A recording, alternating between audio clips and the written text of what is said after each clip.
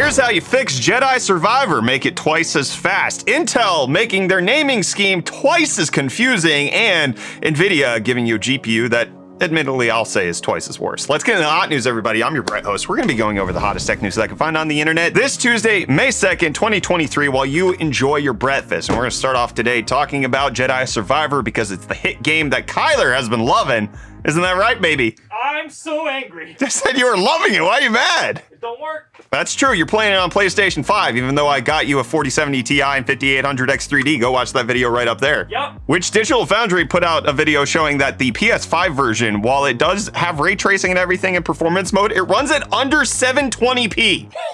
It's ridiculous. So, Respawn coming out and saying that they're going to be patching it. The patch for the PC went out yesterday, and the PlayStation 5 and Xbox Series patch should go out sometime today. The PC patch is going to bring performance improvements for non-ray trace rendering, and the PS5 is going to fix crashing. It's going to have performance improvements across the consoles and all of the things to fix bugs and be slightly better. But allegedly, the PC version has already received the fixes that are coming to the console, and so it's not quite clear how much this is going to fix or if Kyler's going to be able to enjoy anything at 1080p on a PlayStation 5, which is a 5700 XT equivalent performance. Why is it running at 720p? The game doesn't even look that good. I'm gonna scream. He's gonna scream, but if you're on PC and you're on one of the latest Nvidia cards, you might actually be able to double your FPS if you use this one mod, which admittedly isn't, how you should always be doing things, but a modder who brought DLSS 3 to Elden Ring, which happened a few days ago and will be releasing soon, has brought that tech to Star Wars Jedi Survivor, and admittedly, while the frame generation does get things looking a little wonky, like the lightsaber's a little fuzzy and all of that, it does mean that the game is running considerably faster on PC, potentially even up to doubling the frame rate with frame generation, but it's used in conjunction with FSR2. Instead of DLSS 2, it's using AMD's tech, so it's fusing them together to get it into this weird amalgamation of, hey, neato, you get faster frame rate, fake frames, but at least they're there. They're working this time, and it's not 720p like on a PS5. Kyler thought he was going to get away with it because he heard so many problems with the PC port that he didn't want to buy the PC version, so he bought the PlayStation version, and now he's suffering. Aren't you suffering? It's still better, just also still bad. Thanks, Respawn. Really appreciate it. But you know what's good and even better is today's video sponsor, Jawa, because in case you want to sell your PlayStation and upgrade to any sort of version of a PC, Jawa's there for you because they're the marketplace that's by gamers for gamers, making it so that you can either offload some of your excess equipment or your obsolete pieces of crap. PlayStation 5 is actually still okay, but you can still sell it there, or if you want to sell your old GPU, you can sell that to them. Jawa is going to be the place that you should go and you should trust when it comes to selling your old PC goods, your old gamer parts, or if you want to buy some new gamer parts, because they also have verified sellers so that you know you're buying from reputable individuals in the community. They have a commissions build program where you can tell them exactly what you're trying to play, what refresh rate, what resolution, and they'll partner you with one of the verified sellers to build a PC specifically for your needs. Good luck trying to play Jedi Survivor, though. They can't help you with that one until it gets patched. But they also have a great community with over 8,000 members in their Discord, which will allow you to discuss things like, hey, how do I fix Jedi Survivor? I don't know. Hopefully somebody in Jawa does. Whether it's parts you're trying to buy or sell, a gaming PC you're trying to buy or sell, or you're trying to get off of console for the rest of your life for good, Jawa should be the place that you should check out. Check them out at the link in the video description. It's something that I really appreciate having here in the United States because we had a very similar service to this in South Africa, and the US desperately needs it. Kyler desperately needs a PC, don't you, buddy? Will you buy me one? You got it, buddy.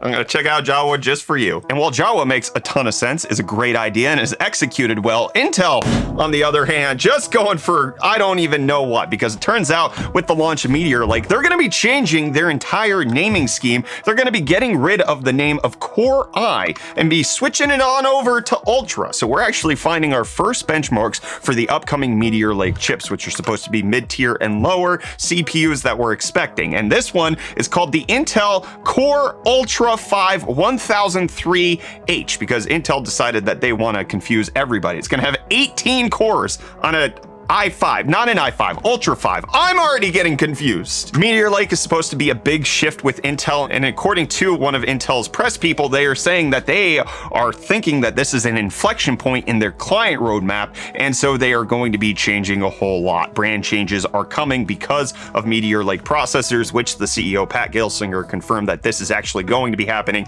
later this year. So it turns out that we're going to have to relearn how we talk about Intel stuff. Now, it's not quite clear whether or not Core is still supposed to be part of the naming scheme. That might just be legacy in the ashes of the Singularity benchmark that we saw, but we could be expecting something like the Ultra 9, the Ultra 7, the Ultra 5, and the Ultra 3, because that's just what Intel wants to go with. It also looks like they might be changing their numbering structure to reflect a little bit more what AMD was doing with how they have the 7 means the year that it released in, and the next number tells you what generation it is. It's gonna get a little bit more confusing.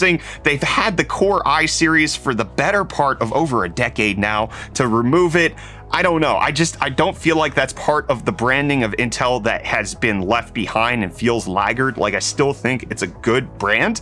Core i still makes a lot of sense. Switching over to Core Ultra makes it seem like they're trying desperately to be relevant and not actually having anything to stand on. I actually think this is a negative move, but that could just be because humans hate change, and I just dislike it. Maybe it's just because it's new and fresh, and I am objectively wrong here. Kyler, what do you think? You're wrong. Really? No. Oh. No, you're right. It sounds bad. Okay. Let me know what you think of the Core Ultra branding down below in the comments, while I let you know that Intel might want to switch things up, especially if they're going to be competing with the new competition that's entering the market. ARM officially filing to go IPO over on NASDAQ. It looks like they're trying to raise between $8 and $10 billion, which is a super dry amount compared to the $40 billion that Nvidia was supposed to buy them out for. That obviously didn't happen, so now they got to seek money from you, and they're seeking $8 to $10 billion. What a deal. But you know who's got good deals just like that for you? That's right, Reece. Yo, welcome back to UFD Deals, bringing the hottest tech deals out on the internet. I'm Reece, and I couldn't think of a segue to the deal, so let's go. Because first up, we have the PNY Accelerate Gaming DDR4 RAM kit. This set of 16GB 3200 MHz CL16 RAM is going for only $35.99, which is $46 off, making this an absolute win for any budget build. And then next, if your budget stretches, because we all know budget is completely subjective, then the AMD Ryzen 7 5800X3E is going for one of the best prices I've ever seen it go for. You can currently pick it up for only $315.99 with the included promo code, making it $133.01 off the total price. And just so you know, we may or may not have released a video about involving this recently over the weekend, maybe, that you guys can check out. It's just good timing. And with that, the deals are done. You can find these and more linked in the video description down below. But until next time, I'm gonna hand you off back to Brett for the rest of your hot news. Cheers.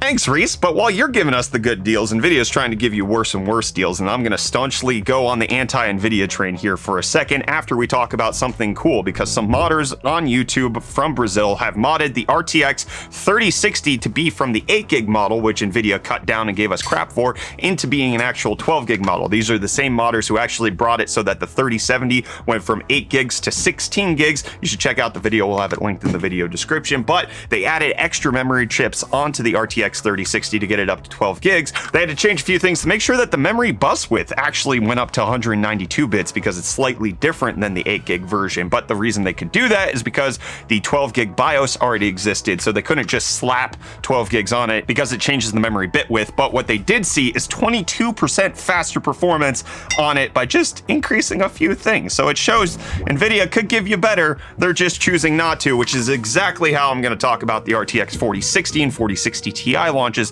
that we're now expecting, because we got details on the upcoming embargo list for this. Turns out that the 4060 Ti is making its way downtown to all of the AIB partners, with this embargo timeline showing that it is shipping to channel on May 5th. So in a couple of days, it should be hitting the companies like Asus, MSI, Gigabyte, all of the companies that are going to make the GPUs. They also have the AIC press and influencer seeding list submission, which had to be delivered a week ago on Wednesday. And I can guarantee you I'm not on that list, because I'm about to say, some nasty things about Nvidia. You ready for it, Kyler? Oh no. So it looks like the 4060 Ti is supposed to be announced at the end of May and be on shelf at the end of May. This lines up perfectly with the fact that Jensen's going to be the keynote speaker at Computex on May 30th. The timeline just seems to work there. Likely will be a day or two delay from when he announces it to when it goes on shelf. So maybe the 30th announcement with the 31st shelf date, and then reviews should be somewhere in that time frame, which means that all of the reviewers who were actually going to review this cards are going to be busy traveling to Computex, and they know that. So here's the picture of the 4060 Ti PCB in case you want to know what it's like, but we do have an understanding of what the specifications of the card are going to be, and I will just say that this is worse than the RTX 4070. This is probably beyond the pale for Nvidia to do for several reasons. Number one, that embargo and release date makes it likely that these reviewers won't have ample time with the cards, and it's only going to be larger outlets like Linus Tech Tips where they can afford to fly people out to places and still have a dedicated team at home who's reviewing cards who are going to be safe to review these things properly. But you got somebody like Gamers Nexus who doesn't have as robust of a team. You have two people traveling for work with Steve, and then all of a sudden the entire ability to criticize this card is removed out the window. And part of that is because while it's supposed to be a fast GPU, it's going to have 22 teraflops, which puts it on par with the RTX 3070 Ti. We're expecting it to cost at $399, but there is so much wrong with this GPU. It's not just that performance, but they're also only going to be giving you 8 gigabytes of VRAM, which is fewer than what we got on the RTX 3060 and is the same amount as the RTX 3070 Ti, but it's slower, coming in at only 288 gigabytes per second of memory bandwidth, which is worse than the 3060. And what I just showed you from the modders who were able to put 12 gigabytes on the RTX 3060, you can see a huge performance uplift when you actually allow for more memory bandwidth to go through. So Nvidia is directly stifling it. But just like I had a problem with AMD when they came out with the RX 6500 XT and they limited the PCI Express bandwidth on those cards, the same thing is happening here. The 4060 and the 4060 Ti are expected to only have 8 PCI Express lanes, which means when you pair them with a motherboard situation that isn't as ideal, you don't have the full lanes, you are going to get worse performance if you're on PCI Express 3.0. It's going to limit the graphics cards in ways that I think mainstream consumers will be more likely to encounter, because that's the price point that this is coming in at. This is going to be the higher volume model. So everything that Nvidia is doing wrong here is going to be scaled across more customers. And I think the timeline of the launch, putting it when everybody's going to be busy preparing for Computex, putting it when people's attention is going to be drawn elsewhere to make sure that you don't have as much heavy focus on this card, even though this is likely to be one of the more popular ones, it just creates a negative sentiment in my mouth. I think this is a worse launch than the RTX 4070. I want to hear, what do you think of the 4060 Ti? Let me know down below in the comments. I'm going to stop my Nvidia rant there, and I'll see you back here for more hot news tomorrow.